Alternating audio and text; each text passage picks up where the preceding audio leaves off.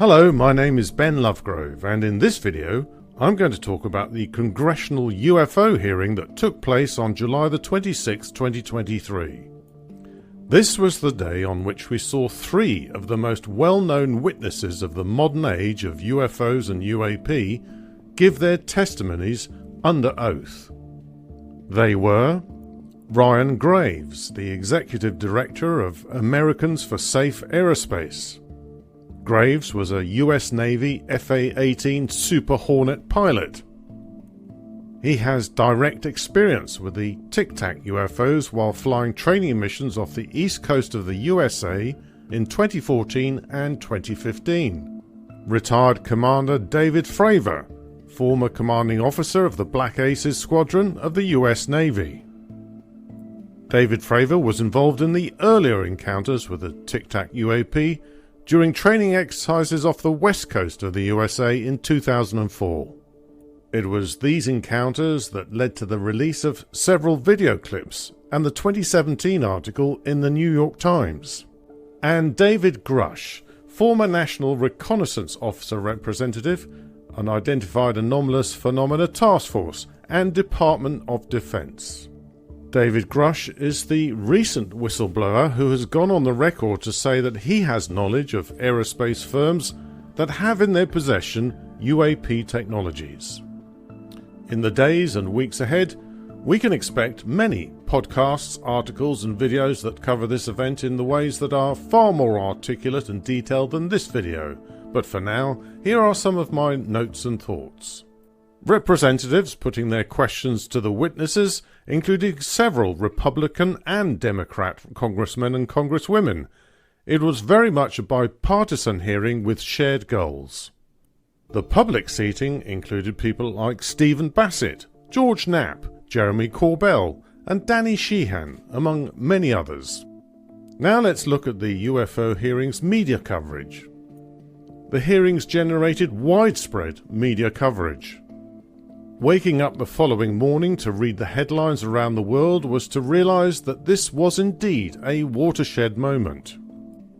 Here was a UFO event that caught press attention in a way unlike anything had done in previous years, perhaps decades. This was a milestone on the road to UFO disclosure. UFO disclosure is the holy grail of the whole subject of ufology.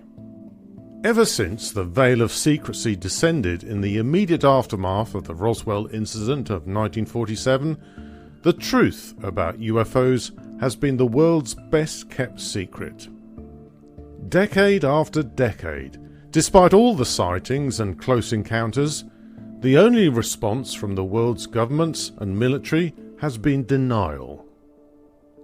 And meanwhile, the media has maintained an orchestrated campaign of ridicule, scoffing at the stories from bewildered members of the public and encouraging everyone else to do likewise. These and other distractions are policies that have worked. It is an uncomfortable experience to step away from the herd, from the groupthink, and to stand alone. Most people would prefer to keep their head down, if only to save their careers or to avoid the stares and gossip from those who think they are mentally unstable simply for describing their experiences. During the hearing, Ryan Graves estimated that 95% of all sightings by pilots go unreported due to the stigma associated with the subject of UFOs. However, July the 26th, 2023 may be remembered as the day on which the age of ridicule and denial finally ended. To deny the fact that there are objects of unknown origin flying around our skies in ways that defy the known laws of physics is now akin to saying that the Earth is flat. It is a fact confirmed by multiple eyewitness accounts from military and civilian pilots and radar operators who have captured the data. But there are still things they can't or won't say. David Grush responded to some questions by saying that he couldn't divulge the answer publicly, but could do so in a skiff. A skiff Sensitive Compartmented Information Facility is a secure room or building where sensitive compartmented information, SCI, can be stored, used, discussed, and electronically processed. A SCIF is an integral part of how Congress and others handle and discuss sensitive national security matters. But it seems there are conspiracies within conspiracies. There are some who think that a bipartisan hearing about UFOs is a distraction. They postulate that it's part of a plot to make us frightened about aliens and to suggest that an alien invasion is imminent, thereby using yet another fear to justify the ushering in of a global government that strips away the last of our rights to privacy and self-determination. They see the UFO topic as the third in a series.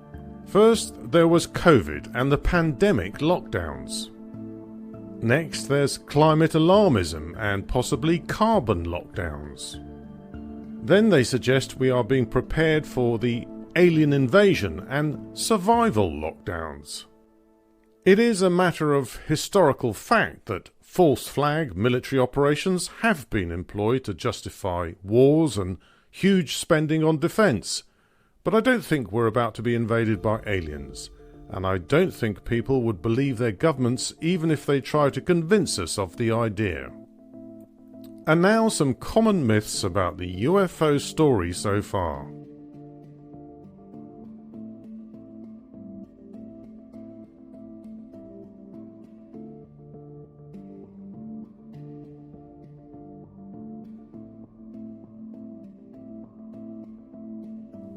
Why, they ask, is it always the USA?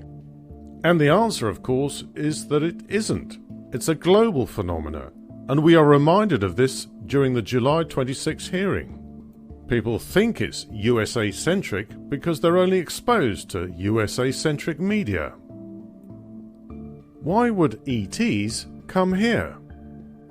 It isn't taken for granted that they are extraterrestrial, though that is not ruled out. They may have been here all along. They may be interdimensional. They may be evidence of a holographic shadow. And some even suggest that it's all down to drug taking and natural phenomena.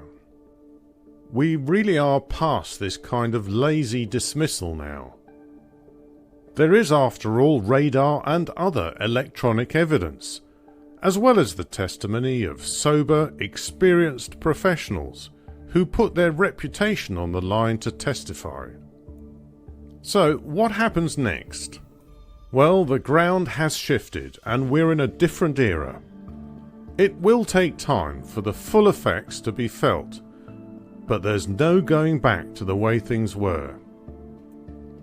Whatever conclusions you draw from what was entered into the record on July the 26th, 2023, I suggest it was the day on which the age of ridicule and denial ended forever. Thanks for watching, and please post your comments and reaction below.